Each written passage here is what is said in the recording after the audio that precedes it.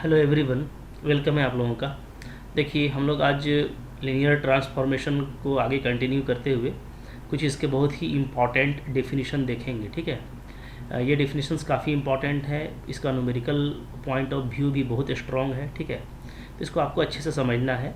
फिर इससे रिलेटेड हम लोग कुछ थ्योरम और रिजल्ट देखेंगे, तो हमारे लिए ये काफ़ी आसान हो जाएगा डील करना। ठीक है, तो देखिए, हम लोग जो डेफिनेशन मेन देखने वाले हैं उसमें है आपका कि वन वन लीनियर ट्रांसफॉर्मेशन क्या होता है। ठीक है, thereafter onto linear transformation, non singular linear transformation and singular linear transformation. ठीक है, इसका हम लोग डेफिनेशन देखेंगे जो बहुत ही हमारे लिए यूज़फुल और इम्पॉर्टेंट है।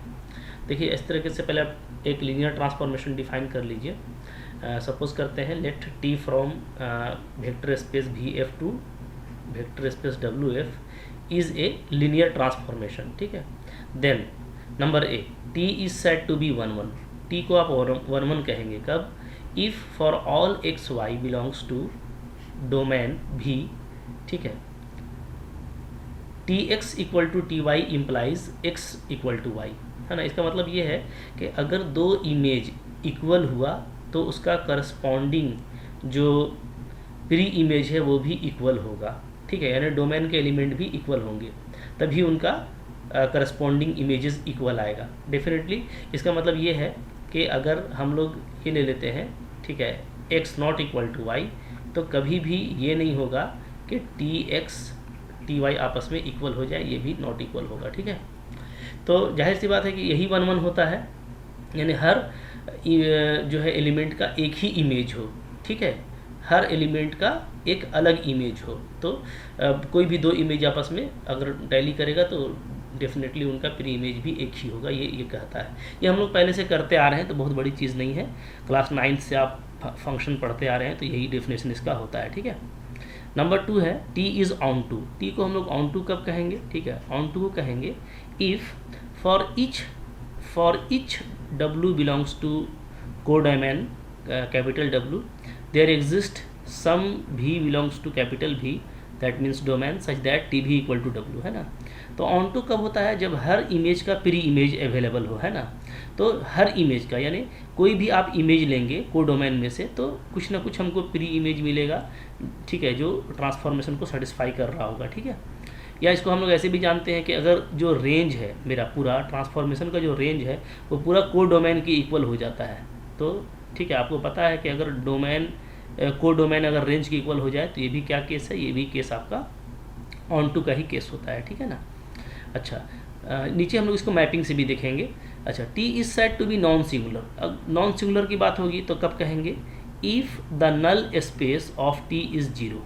ठीक है, जीरो स्पेस, ये तब होगा नॉन सिंगुलर जब नल स्पेस आप निकालेंगे टी का। ठीक है, यानी एंटी निकालेंगे तो उसमें सिर्फ जीरो ही मिलेगा, उसके अलावा कोई दूसरा एलिमेंट नहीं मिलेगा। बात फॉलो कर रहे हैं ना? ओके, तो जब आप नल स्पेस निकालेंगे तो क्या मिलेगा? उसमें आपको सिर्फ जीरो मिलेगा। इसका मतलब ये है, आप इसको ऐसे भी समझ सकते हैं, दैट इज़ क्या?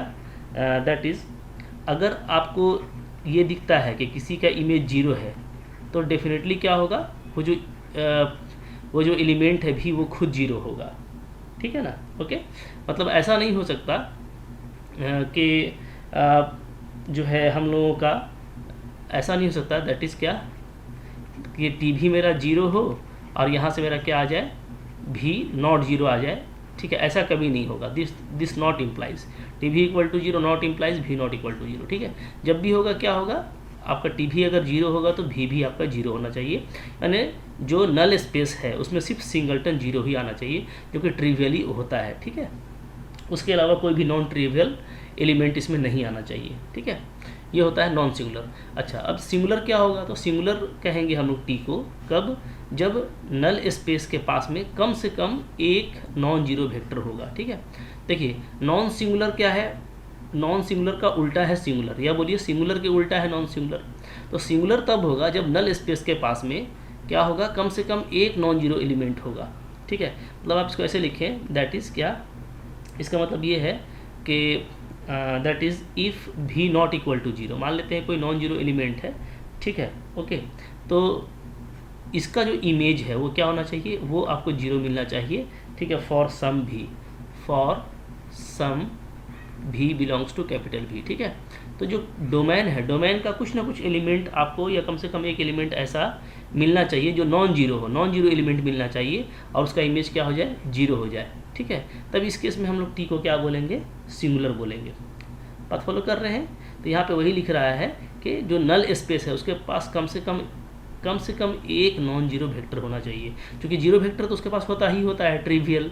अगर सिर्फ जीरो वेक्टर होगा तो वो नॉन सिंगुलर कहलाएगा, और जीरो के अलावा अगर कोई भी इसके पास में एलिमेंट आ जाता है, ठीक है, नॉन जीरो एलिमेंट, तो वो क्या होगा आपका, फिर उस केस में ये सिंगुलर कहलाएगा, ठीक है। इसको आप देखिए, अगर मैप से समझे तो बहुत आसानी से आप समझ सकते हैं, जो हम लोग डेफिनेशन पढ़े हैं, ठीक है। जैसे देखिए मैं आपको यहाँ पे समझाता हूँ, ठीक है। देखिए मैंने एक मैप ले लिया यहाँ पे। अब देखिए ये जो मैप है हमारा, ठीक है, इसको हम लोग देखें यहाँ पे, तो इसमें हम क्या देखते हैं कि एक जो है, ठीक है, हाँ, एक हमारा यहाँ पे भी है, ठीक है, दूसरा क्या है हमारा W है, ओके, और बीच का जो ट्रांसफॉर्मेशन है वो है आपका T, ठीक है। तो अब देखिए, अगर जाहिर सी बात है कि V1 है, V2 है, V3 है, V4 है, इस तरीके से है, ठीक है। इधर भी आपका क्या है, W1 है, W2 है, W3 है, W4 है, ठीक है। उसके अलावा यहाँ पे आपका 0 भी है, तो इधर क्या है आपका 0W है, ठीक है। तो बात ये देखना है कि ये तो हमारा क्या होता है, बिल्कुल जो है मेरा नेचुरल मैपिंग है, ट्रिवियल मैपिंग है, कि जो जीरो होता है भी का वो किसको मैप करता है, W के जीरो को मैप करता है, ठीक है, ओके। अच्छा, अब देखिए यहाँ पे अगर सिर्फ V1 आपको W1 को मैप करे, ठीक है, V2 W2 को मैप करे, इस तरह का अगर मैपिंग हो, तो ये मैपिंग क्या है, ये है आपका 1-1 मैपिंग, ठीक है। क्या है ये, 1-1 मैपिंग है, ओके। अच्छा, अब यहाँ पे देखिए, यहाँ पे हम लोग ये देख रहे हैं कि जितना भी यहाँ पे रेंज में एलिमेंट आया है वो सब क्या आया है, पूरी W आ गया है, ठीक है, यहाँ पे। तो ऐसे केस में क्या है, ऐसे केस में ये ऑन टू भी है, ठीक है। तो यहाँ पे ये 1-1 भी है, ऑन टू भी है, ठीक है। अच्छा, अब देखिए जैसे मैं जो है एक और लेकर के दिखाता हूँ मैपिंग आपको, ठीक है। यहाँ पे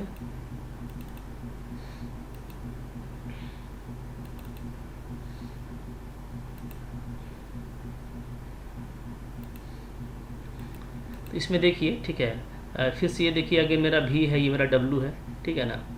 अब यहाँ पे देखिए, जैसे इसी मैपिंग की अगर हम लोग बात करें, तो इसमें हम लोग क्या देख रहे हैं कि सिर्फ जीरो जो है वो जीरो को मैप कर रहा है, ठीक है, बाकी कोई भी जीरो को मैप नहीं कर रहा है। तो ये एक तो 1-1 था, ठीक है। फिर हम लोग ये देखें कि ये ऑन टू भी है, ठीक है।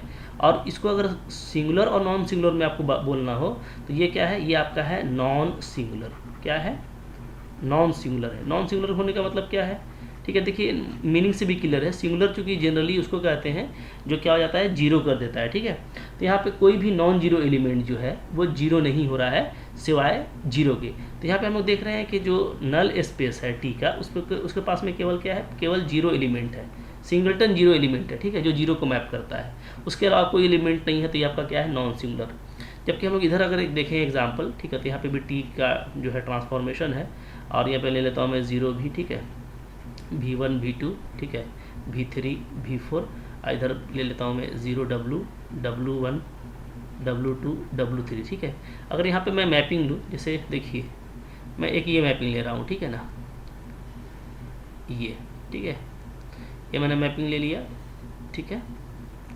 अब यहाँ पे अगर हम लोग देखें तो यहाँ पे हम लोगों को क्या दिखता है, ठीक है, एक मैं और एलिमेंट ले लेता हूँ W4, ठीक है। इसको आप देखिएगा ना, तो यहाँ पे आपका जो नल स्पेस है, ठीक है, नल स्पेस में आप देखिए कि आपको यहाँ पे दो एलिमेंट मिल रहा है। एक तो जीरो भी तो होता ही है, ट्रिवियल, ठीक है। उसके अलावा आपको कौन मिल रहा है, V2 भी मिल रहा है, ठीक है। V2 क्या है, नॉन जीरो एलिमेंट है, ओके।